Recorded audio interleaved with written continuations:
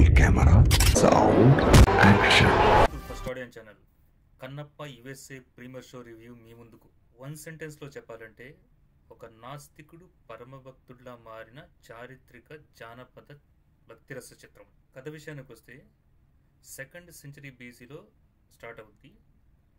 5 tribal clans ఉంటాయి. ఒక తెగకు మన హీరో తిన్నడు తండ్రి నాయకుడు. చిన్నతనంలో తన స్నేహితుడిని నరబలిచినందుకు నాస్తికుడిలాగా మారతాడు తిన్నడు. ఇక ఒక తెగలో మహాదేవ శాస్త్రి ఎవరిని దరి చేరనివ్వకుండా వాయులింగాన్ని పవిత్రంగా పూజిస్తూ ఉంటాడు. ఇంకో తెగలో స్త్రీలే పరిపాలిస్తూ ఉంటారు. ఆ మహారాణి కూతురే తిన్నడు ప్రేమించే వ్యక్తి. ఈ మహాశక్తి గల వాయులింగాన్ని దోచేయడానికి బయట తెగ వాళ్ళు వచ్చినప్పుడు తిన్నడు వాళ్ళందరినీ చంపేస్తాడు. ఇది యుద్ధానికి తెరలేపుద్ది. బయట వారు ఈ 5 తెగల వారిలో ఎవరి మీదకి వచ్చినా ఉమ్మడిగా పోరాడి వాళ్ళని కాపాడుకుంటుంటారు. ఈ క్రమంలో తిన్నడిని ఈ జరగబోయే యుద్ధానికి నాయకుడిగా ఎంచుకుంటారు. ఆధిపత్య పోరు, అంతర్గత కుట్ర వల్ల తండ్రే తిన్నడిని వెలేస్తాడు. దాని తర్వాత జరిగిన యుద్ధంలో తను మరణిస్తాడు.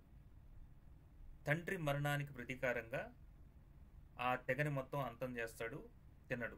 మనస్ఫూర్తిగా ఎలా అయినా సరే, ఎవరైనా సరే తమ తమ ఆచారాలతో తమకు తోచిన విధంగా పూజించి దేవునితో మమేకమవటమే భక్తి అని కన్నప్ప సారాంశం. ఈ ఫిల్మ్ పాజిటివ్ అంశాలకు వస్తే, from the beginning centre of attraction, craze and the pulling factor is one and only rebel star Prabhas.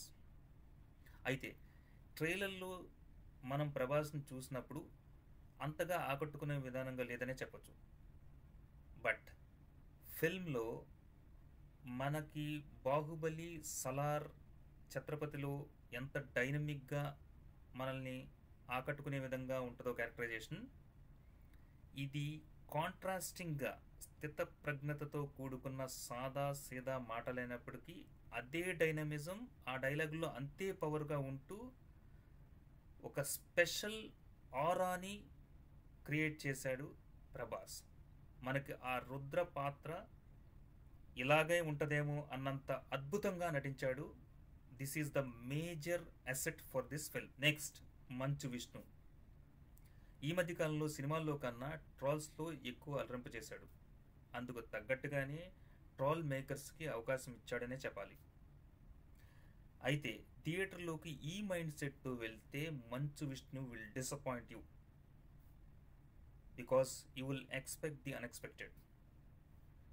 Beginning to end Vishnu ఎక్కడా కూడా మనకి ఆ తావు ఇవ్వలేదు. హీ డిడ్ హిస్ బెస్ట్ అనే చెప్పొచ్చు. ఎస్పెషల్లీ లాస్ట్ 30 minutes తన కెరీర్లోనే అవుట్ స్టాండింగ్ పర్ఫార్మెన్స్ ఇచ్చాడు. It is one of the best for him. వాస్తవానికి కూడా తను ఈ పాత్రలో జీవించాడనే చెప్పొచ్చు. ఇది ఒక పాజిటివ్ అంశం. ఇంకో పాజిటివ్ అంశం భారీ మేటి తారాగణం. మోహన్ బాబు గారు చాలా రోజుల తర్వాత తనకు తగ్గ పాత్ర దొరికింది. మహాదేవ్ శాస్త్రిగా అద్భుతమైన నటన ప్రదర్శించారు.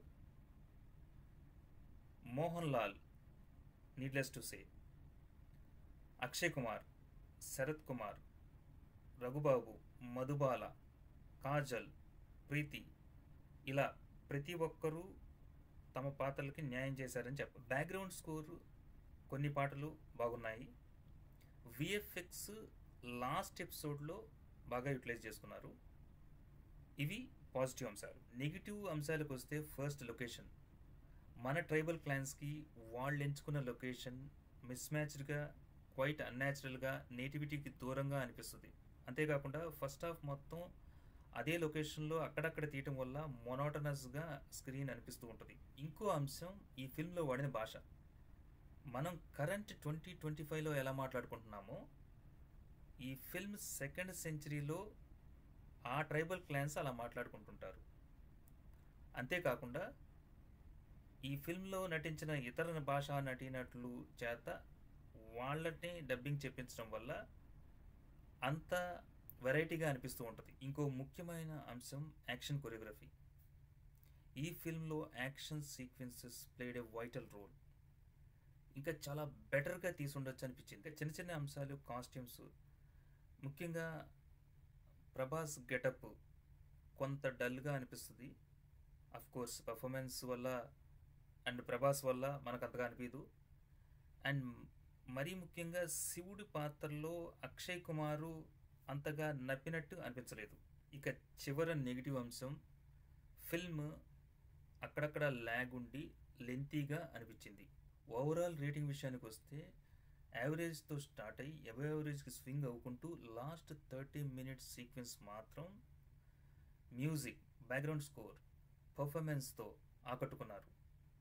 కానీ నిడివి ఎక్కువ ఉండటం వలన rating 2.75/5. Next USA premiere show రివ్యూతో మీ ముందుకు వస్తా. Sweet.